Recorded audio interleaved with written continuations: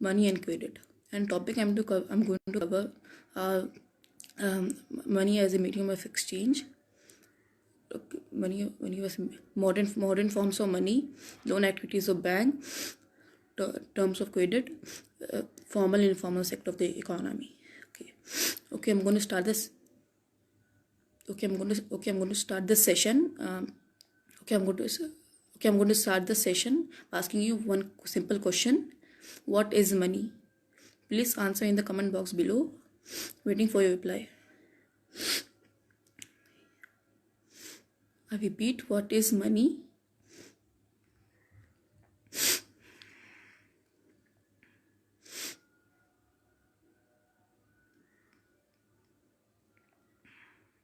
I repeat, what is money? Money is what money does. Tusha, what is correct? Yeah, but what does money do? But what money does, Tusha?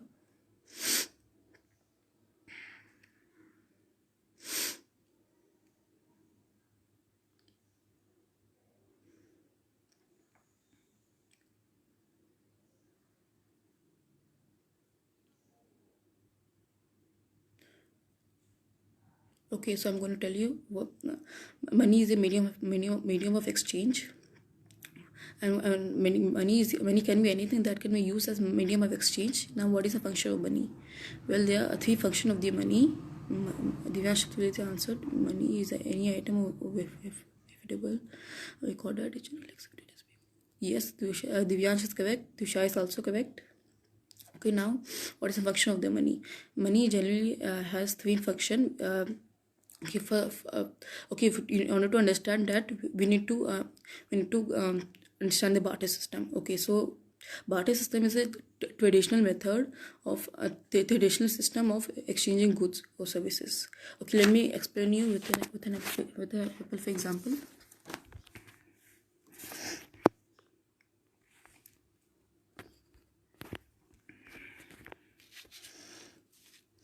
So imagine this is a rice farmer and this is a wheat farmer, and this rice farmer needs wheat, so he goes to the wheat farmer and asks him for some wheat, and the wheat farmer provides him with the wheat, and in return he gets rice. So this is called double coincidence of wants. This phenomenon is called double coincidence of wants, and this is barter system. Double coincidence of wants is when a person desires to sell is exactly what the other wishes to buy. In other words, when two parties agrees to buy or sell each other's commodities, it is called double coincidence of wants. Now, double coincidence of wants is not there everywhere. Sometimes people there will be no double coincidence of wants. So this was a one flaw of barter system. Example: this is a cobbler. He asks wheat farmer for some wheat, and he tells him that he will give him shoe in return, but the wheat farmer says he does not want shoe, instead he wants cloth. So and then the third person joins in, the pot maker. He says he wants a shoe but he does not have the wheat. So you can see the problem here. So in order to solve this problem, money was created. Money was created, and now that money is created, now that a cobbler can directly can sell his shoes to the pot maker, and instead he can get money for this, and with this money he can buy wheat he wants. Wheat from the wheat farmer. Okay, now the second function of the money is that a store of value. Here you can see that rice and wheat farmer exchange rice and wheat. Yeah, but the problem is that if they immediately don't use this edible good thing, it will get spoiled and rot away. So they need to utilize it before it gets spoiled. But they need to utilize this money before it gets spoiled. But now money exists in the form of not in form of metal or paper. It does not decay, or it does not decay, rot, or spoil. So you can store the purchasing power of the money and keep it for your future use. Now third is measure value.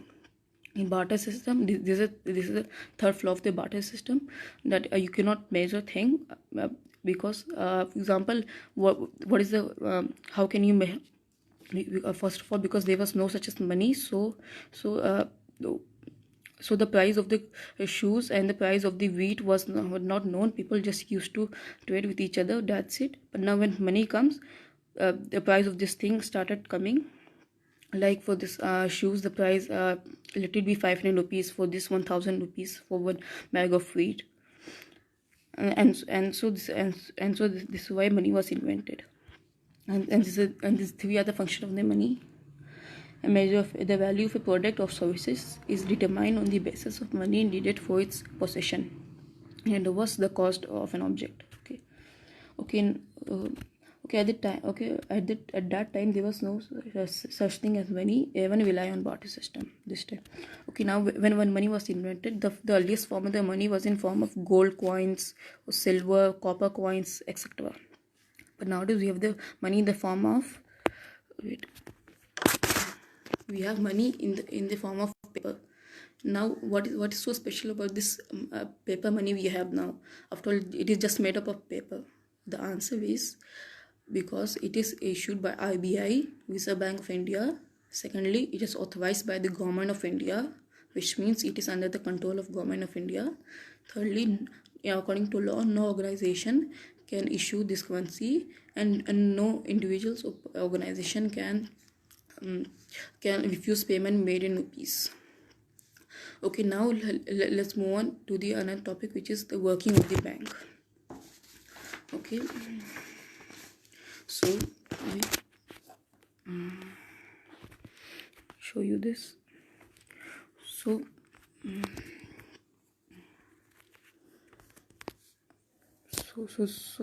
these people are the depositors. They depositor, the people who deposit money in the bank. They deposit money in the bank. And why do they deposit money? Because depositing money in the bank has following advantages. Firstly, your money will be protected, it will be safe, no one can steal your money. Secondly, you will also get an interest along with the principal when you withdraw your money. Thirdly, you can withdraw your money anytime from the bank, which is also called demand deposit. Fourthly, you can you also receive a checkbook. I hope you all are familiar with the check. Word check. Please comment down below if you know the definition of the check. Hello, can you hear me? What is the definition of check?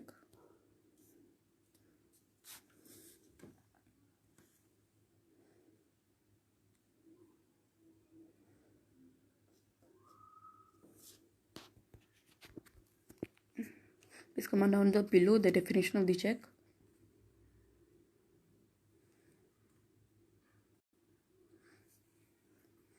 Okay, I will tell you. Basically, check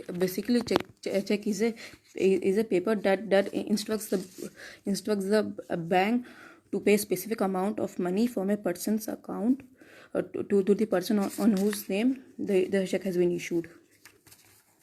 So this was check. Okay, now let's move ahead.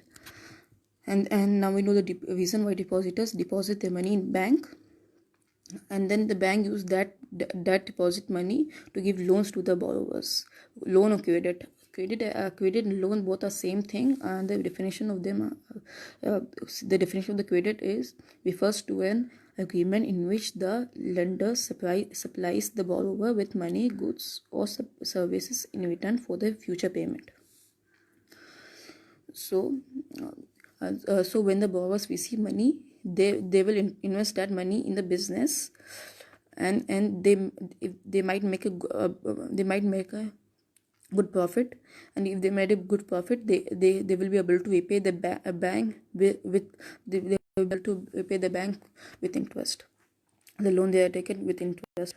And and when the bank receives money from them, and depositors come to withdraw their money, the bank gives their money to them. So this is how the bank works. It's like a circular. Okay, except for bank charges much more interest on borrowers than they pay to the depositors.